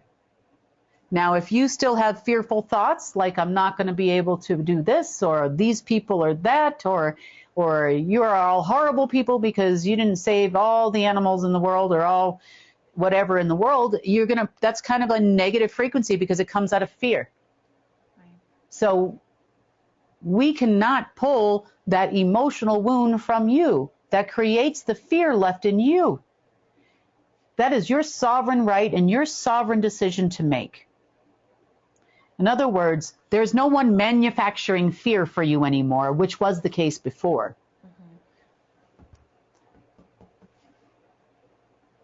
Turn that thought around. Your self-worth. How old are you? I mean, I've seen people talking like that, where their self-worth is coming externally, and then people get hurt and, that type of thing. You have to stand firm and know who you are. You're part of the creator. You are co-creator. And that's something the dark cannot do anymore. The faster we understand this, and more people in all of humanity understand this, the more you are going to change the world, and the faster you're going to change the world, and the faster you're going to restore this planet. Complaining out of fear about things like chemtrails, things like this, things like that, only helps them. Yeah. You're manifesting this stuff. And you're getting angry about it, which is worse. That's an awful frequency. And I'm not going to say that you like it, but you may appreciate the essence, consciousness, and energy and a co-creation you can have with the Earth's atmosphere. And you could actually morph it into something you love. Eventually, once we get really good at this, I know we're going to have little girls making unicorns flying in the sky. My girls might be the first to do it. If this was 10 years ago, I don't know. Yeah. But what I'm saying is the world, even right now, currently, your world is your creation. And I watched a video with Carrie Kay where she said the same exact thing. Your world is your creation. Yeah. So if you end up in a particular situation and you're very unhappy about that situation, you can feed the unhappiness about that situation and how you're unhappy about it, whether it's from fear or anger or wherever you're emotionally stuck, because those are all emotions. Or you can love yourself enough to create a different world. And I wish I could do all that for you, but I cannot. So get to work. That's your homework for this weekend. On your marks, get set, go. Go. Well, that's exciting. Yeah. Yes. Any questions? I don't think so. I mean, I think a lot of it is just the self-doubt that a lot of people are going to have to go through, you know, because we've never, you know, people have tried to, you know, overcome stuff in the past, and there's been stuff that's obviously been blocking us. You were talking about the warden and things like that that are being removed. Sometimes it's just that, it's that feeling of doubt. We just have to clear the slate, you know? Yeah. And take the doubt. You have to believe in yourself. I know. You know? And even if it's just a conversation you're having with yourself in source. Now, there are people that can break through those barriers and have broken through those barriers when they were sick. And we had planes of anti-existence stuck in the middle of there, and the nothing planes, and all kinds of things that were stuck in the middle there. And there were still people that could power through those planes and get all the way through. Yeah. There's many people in the world that could do that, you know, but like you said, you've hit your head on the glass ceiling so many times, you're like, oh, that didn't quite work out. And there's always still a little bit of mental belief. You know, you have a consciousness there. Clear your consciousness, because those are thoughts that are of the dark. Do you have any dark spots in your consciousness? Do you have any dark spots in your essence? Do you have any dark spots in your energy? You know, do you? You know, are you speaking negatively? Are you putting out a frequency, a brain frequency that is negative as you're trying to do this stuff? You know, what are you putting out there, and what are you going to create? So Ken, what would be a good way for people to tell if they have those areas that need improvement? Is it that when you're speaking about something, when you notice something negative is coming out, is that a good opportunity to be like, well, why am I saying that? Or what's the root cause of that? Well, is that a way to do it?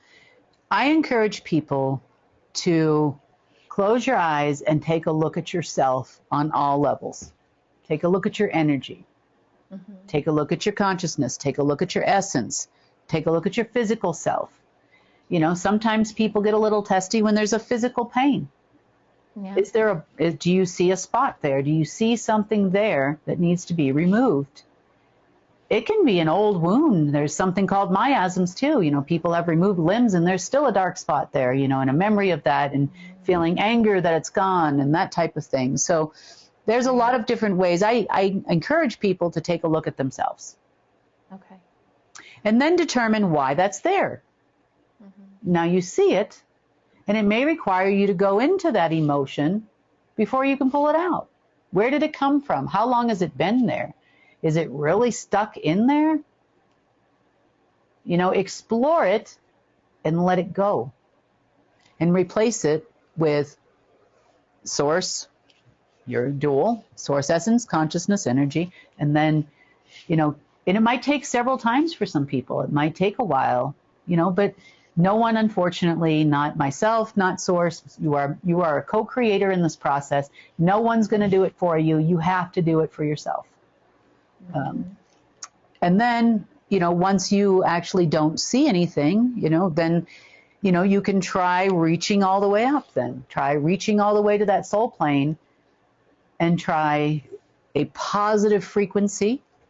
You know, get yourself into the right mindset, whatever that means for you.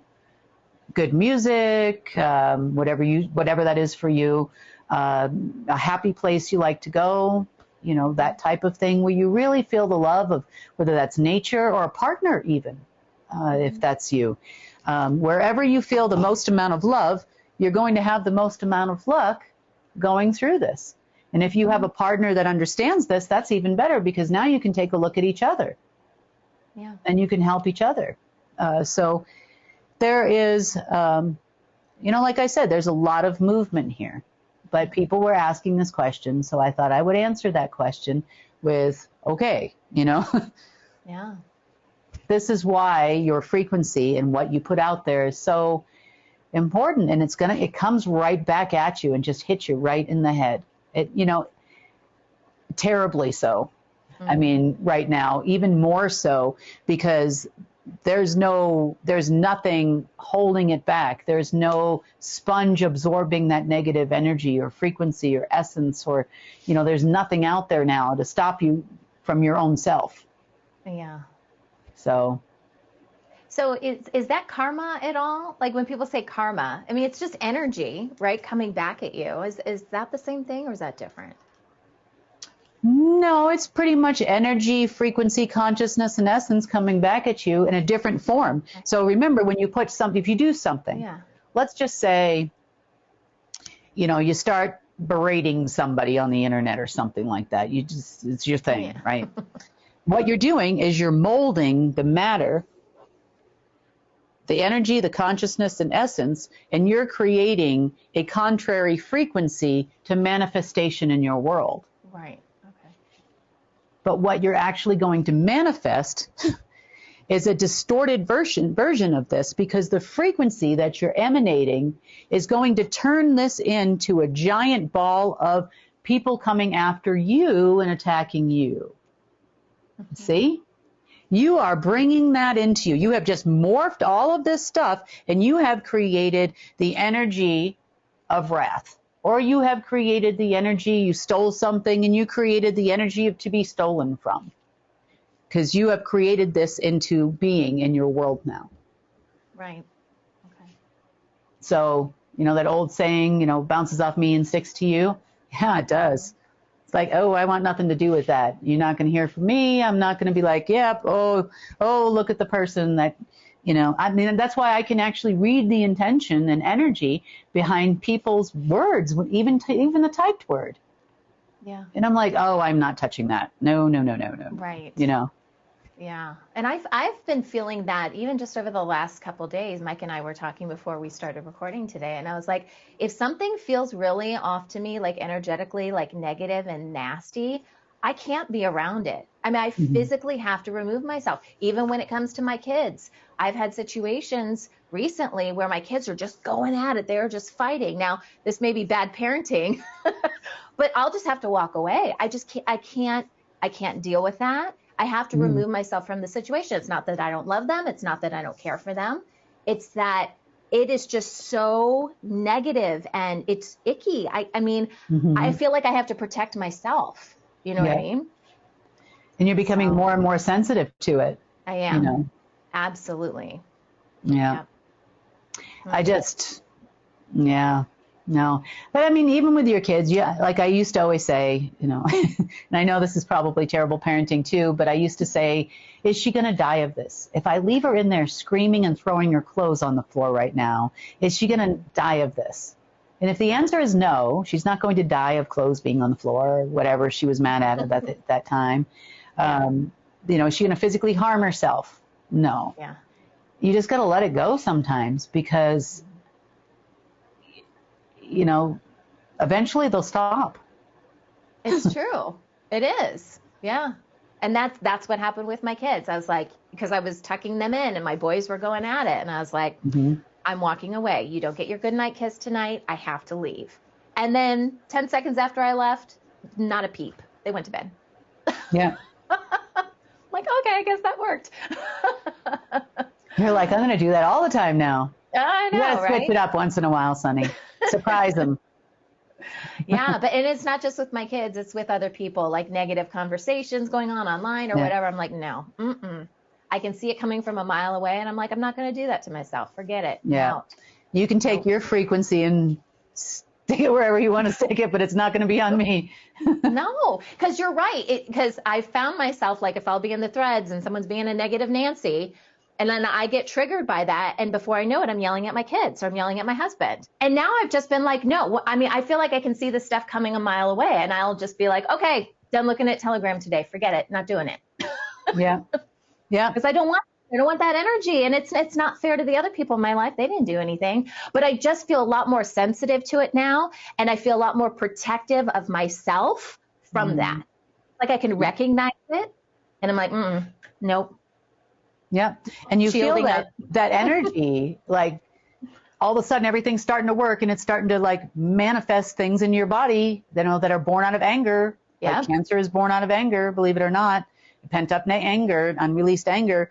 But you'd be surprised, that frequency, you're like, I am not going to let this hurt me. So, and you walk away. But now there's a even more beneficial way to walk away. Yeah. and start creating things for yourself. Right. So awesome. I like and it. if that means you have to stay off Telegram, Sunny, I'm okay with that. We have our own community chat. Yes. So good segue. We could promote our community now. So if you guys haven't joined United Chat, well, it's been great because people, once we release our videos, our newscasts up there, then people comment under the video, and they've been great. You guys can tag us, all that good stuff. Yeah. So take advantage of that. And it's easy. Yeah. And it's not, all of this repeated whatever. I do have a couple things that I just wanted to wrap up with on a Friday. Number one, we do have a raffle. We are on Telegram, and we have had a number of people make some donations. So we want to pass that on to the community. Awesome. And in the form of a giveaway of 1 year's annual subscription free to the recipient. So you only have to pick a number, and I think we're up to like 27 or 28 now on there that we are going to give away on Sunday afternoon. So it'll be Sunday probably after noon time, my time, I think is what I said, or Eastern time. And then I'll take me a few minutes to go through all the numbers, pick out the 28 closest numbers, and we'll be giving away those subscriptions. So we are going to do it again if that's something somebody wants to do. So that's been kind of fun. Hopefully, within the next week or two, the App Store will be up and running. These are questions that people are asking. When are you going to be on Roku? When are you going to be... so hopefully before the end of the month, I did talk to a couple of the development section for our new app, and they have said that by the end of the month seems reasonable to be in all of them. Might even be Apple first, and it might surprise us. Who knows? Well, we'll let you know as soon as we know. Okay. Other things that have come up. Let's see. We are probably going to start next week and putting out the news at least a couple of days late. So you'll see us on our app. The news will be out Monday, Wednesday, and Friday, so you didn't miss us or anything like that. And you'll see us putting it out a little bit delayed out on YouTube and Rumble starting next week. So that gives you an opportunity to get in at least with your free trial or something. And if you need help, I have been helping people on the internet. I've been they've kind of messaged me privately and say, look, I'm having a hard time. I need to get through the next month. Can you leave it on YouTube or whatever? And then I'll just help them out and I'll give them 1 month, or something like that. So I'm trying to be as helpful as I can for the people that really can't afford it. We do intend in the future to do something for the people that were unable to get a refund on the prior situation. It'll probably be about a month or so before we could do that. Next, we are still working. People have asked me about a replacement for United Network Plus. The reason why it's taking a little bit longer than it did the last time is because we do have our broadcasting licenses now, which are required by 2 laws. So we're making sure that everything is, good there. And we are hoping to start putting that out. I would say within the next couple of weeks. It might take another week or two till everything is in order. We're hoping. I do have some snapshots of the new app, which I'll probably post in our community chat so you can see what it looks like. And that's all being set up right now. So I'll post that. I'll probably post it in Telegram too for you to see that we are working on it.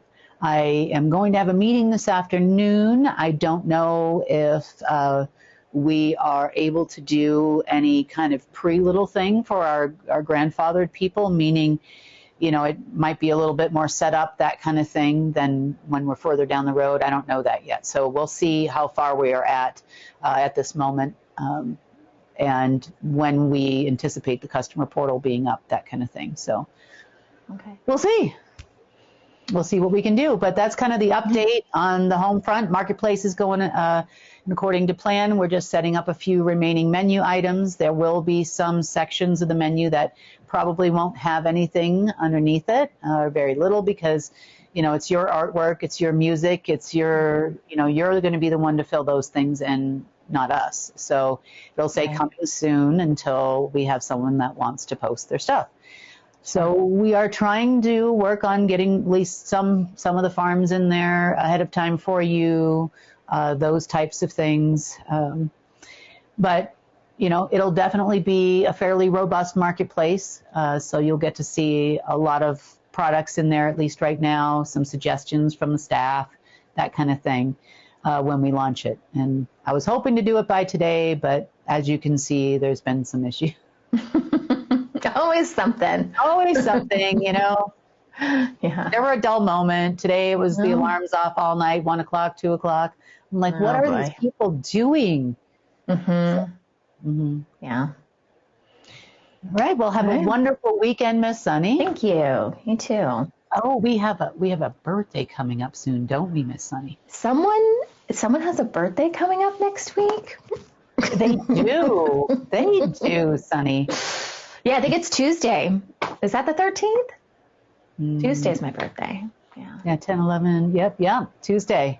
So no newscast on my birthday, but we've got Monday still. No, but we'll work something out. Okay. Oh, I can't wait. I have a feeling there might be bloopers involved. No. Who, us? No. I gave Mike a lot of good bloopers today already.